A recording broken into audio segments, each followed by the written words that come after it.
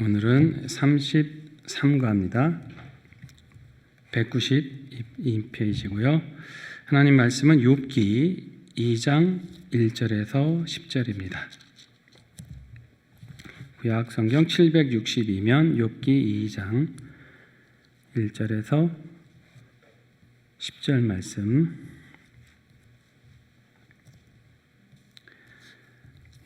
욥기 2장 1절에서 10절 한 절씩 교독합니다.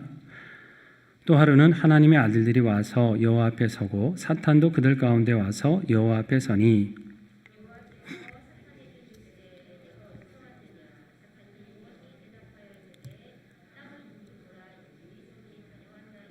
여호와께서 사탄에게 이르시되 네가 내 종 욥을 주의하여 보았느냐. 그와 같이 온전하고 정직하여 하나님을 경외하며 악에서 떠난 자가 세상에 없느니라. 네가 나를 충동하여 까닭없이 그를 치게 하였어도 그가 여전히 자기의 온전함을 굳게 지켰느니라.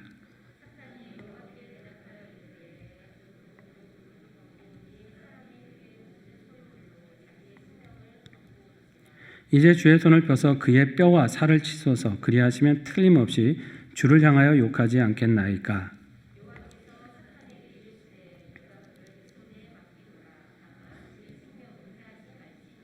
사탄이 이에 여호와 앞에서 물러가서 욥을 쳐서 그의 발바닥에서 정수리까지 종기가 나게 한지라.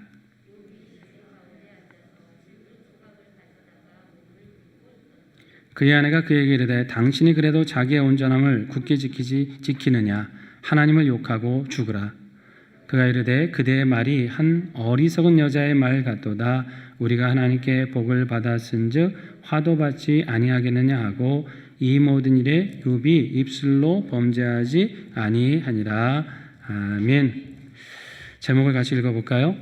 하나님께 복을 받았은즉 그 뒤는 뭡니까?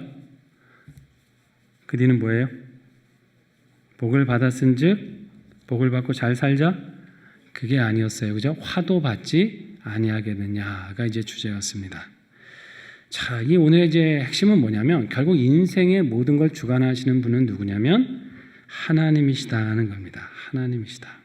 우리가 뭐 욥의 얘기는 너무나 잘 알고 또 얼마 전에는 또 새벽 예배를 통해서도 말씀을 쭉 들었습니다만은 참 그 욥처럼 인간적으로 보면 억울한 사람이 없죠. 죄지고 살다 그런 것도 아니고 하나님을 잘 경외하다가 이런 고난을 만나잖아요. 또 하나님이 자랑하실 만했어요. 그죠? 욥을 봤느냐 말이지. 저렇게 하나님을 경외하는 자는 이 땅에 없다 이러면서 아니 그럼 지구상에서 하나님을 제일 잘 경외했다는 거잖아요. 그리고 자랑을 하십니다. 마치 우리가 자녀가 뭘 잘하고 이렇게 했을 때 좀 은연 중에 자랑하고 싶은 그 있잖아요. 어떻게 보면 하나님도 그러셨는지 모르겠어요. 왜냐하면 그동안에는 자랑하고 싶은 자녀가 별로 없었는데 욥을 딱 봤더니 정말 너무 하나님을 경외하는 삶을 잘 사니까 그걸 이제 자랑하시다가 사탄이 그걸 가지고 이제 참소를 하죠. 괜히 그런 겁니까? 복 주셔서 그런 거지. 그 재산 다 걷어가 보세요. 그 하나님 저주하고 욕하지 누가 하나님 섬깁니까? 하고 이제 사탄이 교묘하게 참소를 하는 겁니다. 그러니까 이간질을 하는 거예요. 이게 사탄이 하는 일이잖아요. 참소하는 자. 거짓으로 막 이렇게 이간질하고. 하나님은 그걸 뭐 모르셨겠어요? 뭐 다 아시죠. 그리고 뭐 물리치셔도 되는데 시험을 허락하십니다. 그렇죠. 그럼 네가 한번 해봐라. 그래갖고 사탄이 어떻게 해요? 하루아침에 그냥 모든 재산, 양떼, 뭐 낙타떼, 소떼 할 것 없이 다 빼앗기고 종들은 죽고. 그래도 재산 잃어버리는 건 다시 읽으면 되지 할 수 있는데 심지어 10명의 자녀들이 하루아침에 그죠? 죽는. 가끔 그런 생각 안 하세요? 이 자녀들은 무슨 죄인가? 갑자기. 그런 생각 들잖아요. 욥은 그렇다 치더라도 이 자녀들은 도대체 10명이나 무슨 죄일까? 이게 가끔 보면 이제 약간 좀 우리 생각으로는 이해가 되지 않는 일들이 일어나는데 하나님이 어쨌든 허락하셨기 때문에 일어나는 거지 하나님이 막으시기로 했으면 그런 일들이 일어나지 않는 거 아닙니까? 참 보면 이해되지 않는 그런 일들이 있는데 그런 고민이죠. 그럼에도 하나님은 옳으신가? 하나님은 그럼에도 신실하신가? 뭔가 우리가 억울하고 말도 안 되는 일을 당했을 때 정말 나는 믿음으로 잘 했는데 내가 고난을 당한다? 그래도 하나님이 그런 걸 어쨌든 허락하셔서 나한테 일어났다?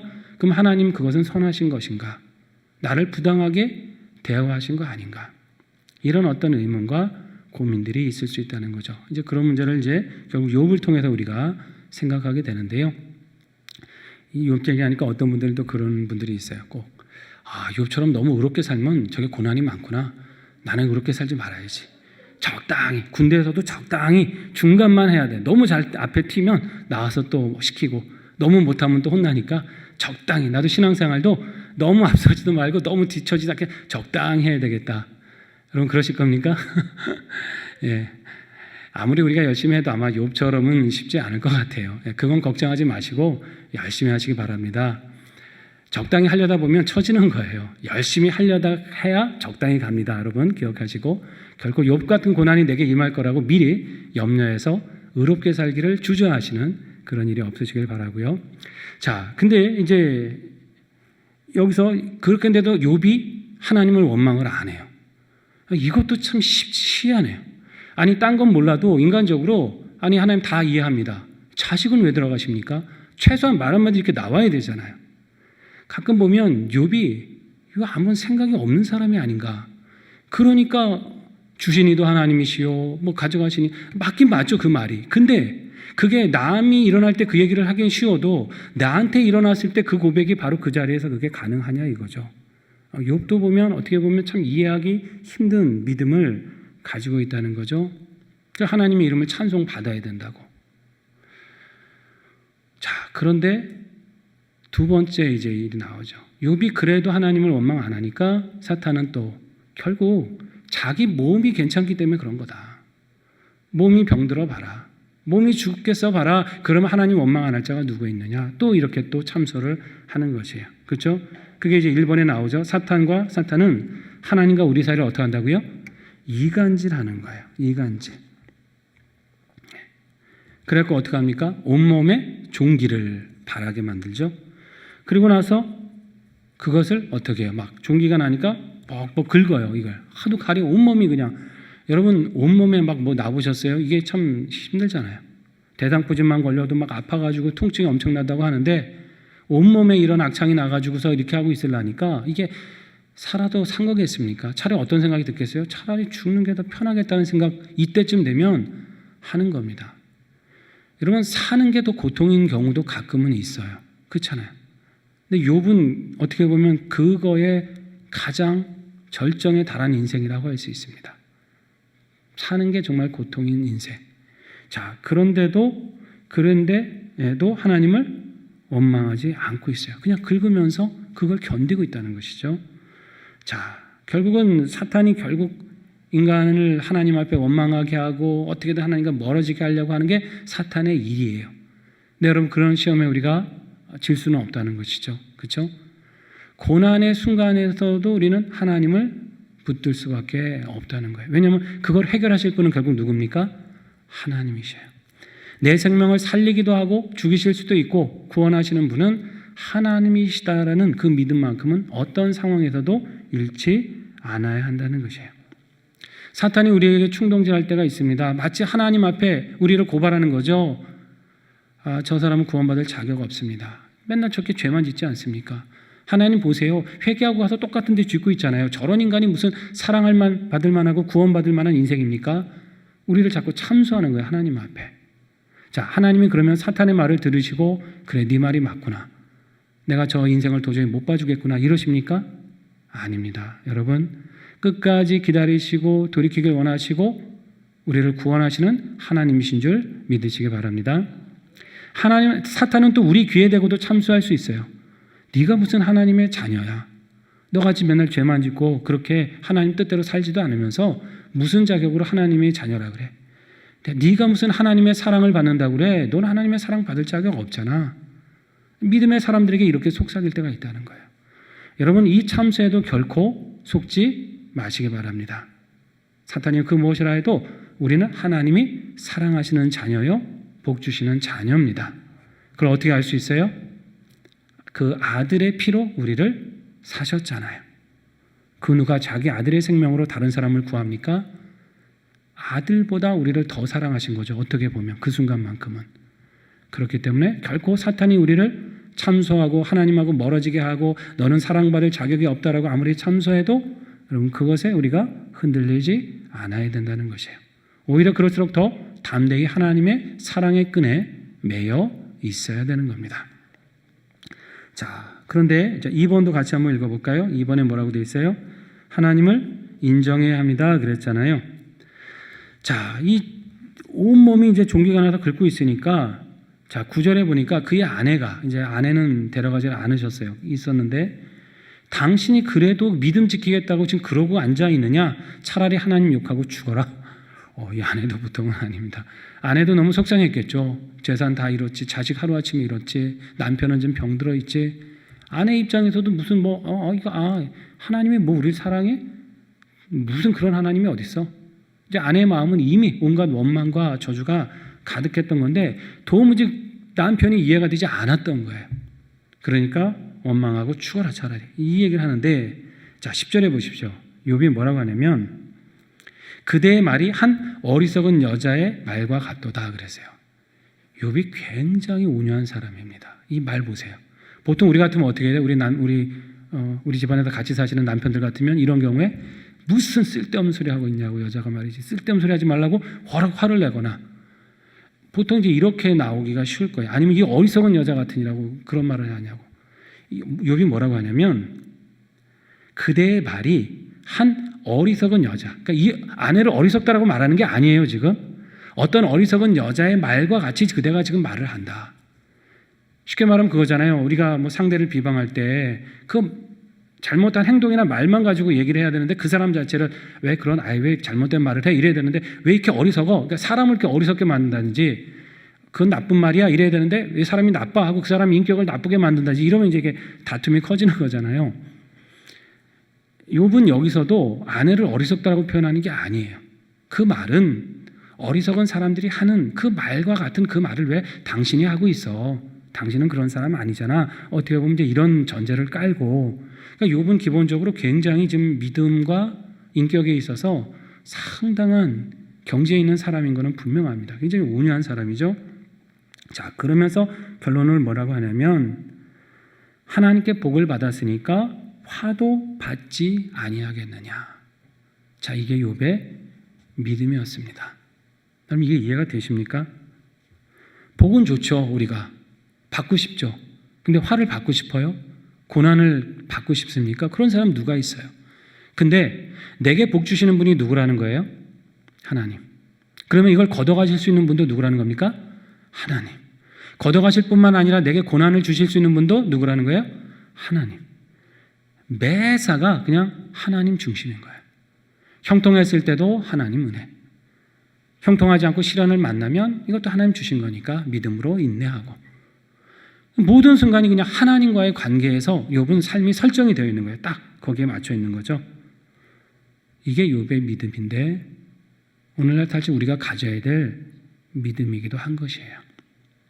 하나님은 우리에게 괜히 고난을 허락하시겠습니까, 여러분? 너 고생 좀 해봐라. 너 그렇게 내 말 안 듣고 살아? 그래. 한번 시련 줄 테니까 얼마나 견디나 보자. 이렇게 하고 고생을 갖다 주시는 분입니까? 아닙니다. 오해하시면 안 돼요. 하나님은 의미 없는 고난은 절대 허락하지 않으십니다. 물론 우리가 살다가 잘못 선택하고 우리 어리석음 때문에 고난에 빠질 때가 있어요. 그런 일 말고 하나님이 뭔가 우리를 괴롭게 하기 위해서 작정하고 우리에게 고난을 주시나요? 아닙니다. 우리의 유익을 위해서 일하십니다. 우리의 유익을 위해서 형통함을 주실 수도 있고 고난을 주실 수도 있어요. 우리의 신앙의 유익을 위해서 하나님은 우리를 어려움 가운데 그냥 두실 수도 있습니다. 그건 하나님의 주권이에요. 우리는 안 보이죠. 모르죠. 왜 나는 이렇게 하나님 잘 섬기려고 하는데 고생하게 하십니까? 우리는 그 뒤를 몰라요. 어떻게 인도해 가실지 몰라요. 그래서 고난만 보고 원망하지만 아닙니다. 하나님은 우리보다 우리의 앞길과 우리의 미래를 더 잘 아십니다. 그리고 우리의 지금보다 우리의 미래가 더 복되도록 인도해 가십니다. 여러분, 이 하나님을 결코 잊지 마시기를 바랍니다. 한 페이지 넘겨보면 존 버년의 얘기가 나와요. 여러분, 철로 역정 아시잖아요? 존 버년이라고 하는 청교도 목회자입니다. 이분은 영국에. 근데 이분은요, 이 청교도 신앙 때문에 그 당시 국왕이 찰스 2세인가가 국왕인데 이때는 영국이 성공회라고 하는 것이 국교였어요. 성공회라고 아시죠? 그래서 개신교인들, 소위 말하는 이제 종교개혁 이후에 청교도나 개신교인들을 탄압을 했습니다. 성공회를 믿지 않으면 탄압하고 옥에 가두고 그랬어요. 근데 이 사람은 이제 청교도 신앙이니까 당연히 따르질 않았죠. 그래서 감옥에 갇혀가지고 무려 12년간을 감옥 생활을 합니다. 그 고생을 하고 나온 작품이 철로역정이에요. 얼마나 참 대단한 겁니까? 자, 그가 마지막 벼랑끝을 썼을 때 이렇게 고백했다 그러죠. 거기 나오죠? 같이 한번 읽어볼까요? 만약 예수께서 나를 맞으실 때 칼을 들고 나오실지라도 나는 그분의 발 아래에 내 몸을 던질 것입니다. 왜냐하면 그분만이 나의 최후의 희망이기 때문입니다. 만약에 예수님이 칼을 들고 나에게 아주 그냥 죽는 것과 같은 시련을 갖다가 안겨주신다 하더라도 나는 차라리 그 발밑에 내 몸을 던지겠다. 피하지 않고. 왜? 결국 그 고난과 죽음 속에서도 희망은 누구라는 거예요? 예수님이라는 거예요. 나를 구원하고 살리시고 건지실 분은 오직 예수 그리스도다. 여러분, 이런 믿음이 저와 여러분의 믿음이 되기를 바랍니다. 죽음과 같은 고난이 있을지라도 나를 예수님한테 던져야죠. 누구에게 던지겠어요? 어디 피해 안 될 살 길이 있겠어요? 더 고통스럽죠. 더 괴롭죠. 더 공허하죠. 오직 그럴 때일수록 예수님 발 앞에 더 가까이 발을 끌어안고 엎드리고 내던져야 거기에 소망이 있고 살 길이 있다고 하는 것이에요. 그게 우리의 믿음이 되어야 되는 것이죠. 그 맨 밑에도 두 번째 보면 C.S. 루이스가 또 그런 말을 하잖아요. 유명한 우리 기독교 사상가. 고난이란 하나님의 뭐라는 거예요? 메가폰이다. 여러분 멀리서 이렇게 소리치는데 잘 안 들리면 왜 옛날 선생님들 이렇게 메가폰 들고 확성기 들고 하면서 이렇게 하면 멀리까지 들잖아요. 졸던 애들도 번쩍 깨고 딴짓하던 애들도 아유 뭔 소리 하고 듣잖아요. 고난이라고 하는 게 우리가 생각이 다른 데가 있고 하나님 앞에 집중되어 있지 않을 때 우리에게 하나님의 음성을 더 잘 듣게 하시기 위한 메가폰이다. 이런 비유를 쓴 거예요. 맞는 것 같아요. 그죠? 우리를 흔들어 깨우는 하나님의 은총의 소리다 이거죠. 사랑의 외침이다. 그걸 기억하시길 바랍니다. 자, 인생이 고난이 닥치면 의문이 있습니다. 특별히 믿음으로 살려고 할 때 고난이 온다. 참 이때는 이해하기가 어려울 수 있어요. 악한 사람들 형통한데 왜 믿음의 사람은 자꾸 저런 시련이 많은가? 이 사람은 믿음 좋은데 또 하나의 시련을 넘어오는데 왜 또 하나의 시련이 겹쳐오는가? 목회자인 저도 어떤 땐 그런 분들 보면 안타까울 때가 너무 많이 있습니다. 그런데 여기서 우리가 질문이 생기는 거죠. 그럼에도 불구하고 하나님은 그럼 오르신가? 여러분 답은 무엇입니까? 그렇다 하는 것이죠. 하나님은 어느 경우에도 오르시다라는 게 우리의 믿음입니다. 이걸 이제 신학적으로는 신정론이라 그래요. 신은 정, 바르다는 거예요. 항상 오르시다는 거예요. 신정론. 우리는 이해가 안 되죠. 다 납득이 안 돼요. 하지만 여러분 이해가 안 되고 납득이 안 된다고 해서 하나님의 하시는 일이 잘못된 건 아니잖아요. 내가 이해를 못할 뿐이지. 그렇잖아요. 우리가 예를 들어서 누가 가족이나 친구나 누구가 어떤 일을 할 때 그 사람을 다 이해합니까? 아니에요. 그 사람 속을 몰라요. 그냥 믿어줄 때가 있잖아요. 남편이 어떤 일을 사업을 벌인다고 뭘 할 때 평소 하는 걸 봐서는 이렇게 하면 안 될 것 같고 이해가 안 되지만 믿어주는 거잖아요. 어떻게 보면 꼭 이해가 돼서 납득하는 게 아니라 믿기 때문에 납득하는 경우가 있다는 것이죠. 하나님의 역사는 우리가 다 이해가 된다고 해서 믿어지는 게 아닙니다. 믿으니까 이해가 되기 시작하는 거예요.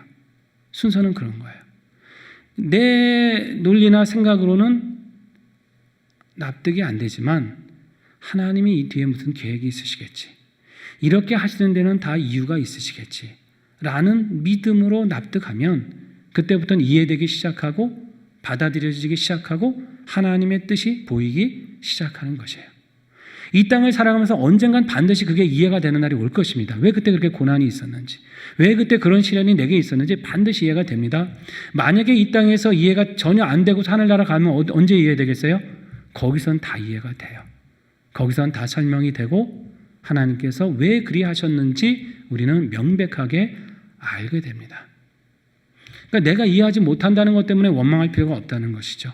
그것 때문에 낙심할 필요가 없다는 거예요. 왜? 내가 이해가 안 되더라도 하나님은 내 삶을 가장 복되고 선하게 인도하시는 하나님이시다는 거예요. 여러분 이 믿음을 굳게 지켜야 되는 것입니다. 결국 욥도 나중에는 귀로 들었던 하나님을 눈으로 뵙는 그 하나님으로 고백하게 되는 때가 오잖아요. 결국 하나님이 하시는 일에는 실수가 없으시다는 거죠. 그리고 우리를 가장 복되게 하신다는 거예요. 여러분, 이게 잘 이해가 안 되십니까? 표정이나 이렇게 대답이 없는 걸 볼 때 굉장히 좀 어려워하는 것 같아요. 이해가 안 돼요. 목사님 그래도 이해가 안 되는데 어떻게 다 믿어요? 제 말이 잘 이해가 안 되세요? 그럼 그냥 믿으세요. 그 말도. 그러시면 될 것 같아요. 그냥 믿으세요. 그 말도. 그래, 잘 이해가, 목사님 말이 이해가 안 되지만 뭔가 성경에 근거해서 하시는 얘기 같으니까 그냥 믿어보자 라고 하면 언젠가는 그게 이해가 되시는 날이 올 줄로 믿습니다. 네. 하나님은 언제나 오르시다는 것. 복과 화를 능히 주실 수 있는 분이다. 우리가 잘하면 무조건 복 주시고 잘못하면 무조건 벌 주십니까? 그런 하나님이 아니에요. 그렇게 따지면 우리가 잘못할 때마다 벌 주셔야지. 우리가 잘못해도 벌을 안 주시는 하나님인데 잘했다고 해서 꼭 복을 주셔야 되나요? 그럴 이유가 있나요? 자, 무슨 말인지 모르겠어요? 우리가 잘못해도 매번 벌을 안 주시잖아요. 그냥 용서하시고 넘어가시잖아요. 화를 주시지 않잖아요. 화를 받아야 될 때도 우리를 징계하지 않으시잖아요. 그러면 우리가 믿음으로 잘 살아도 꼭 복을 주셔야 되냐고. 안 주실 수도 있는 거 아닙니까?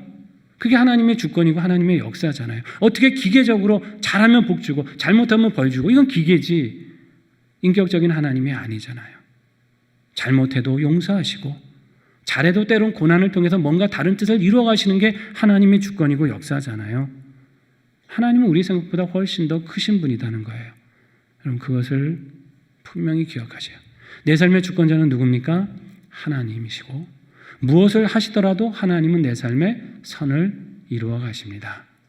여러분, 때로 이해가 안 되는 고난이 있고 우리의 삶이 때로는 정말 애통해할 때가 있지만은 거기서도 결국 우리가 바라고 의지할 분은 하나님이시요 예수 그리스도십니다. 그걸 분명히 믿고 우리 자신이 믿고 또 믿음의 구역의 식구들과도 함께 또 말씀의 은혜로 나눠 가시기를 바랍니다. 같이 오늘의 기도로 기도하고 마칠게요. 삶의 주관자 되시는 하나님, 시련을 통해 나를 다듬어 가시는 하나님을 알지 못했던 어리석음을 회개하오니 용서하여 주소서. 나의 삶의 생사화복을 주관하시는 분이 하나님임을 알고 모든 일에 합력하여 선을 이루실 하나님을 믿고 의지하오니 시험을 이겨내게 하시고 사탄의 간교함을 분별하는 지혜를 주소서. 예수님의 이름으로 기도드립니다. 아멘. 예, 수고하셨습니다.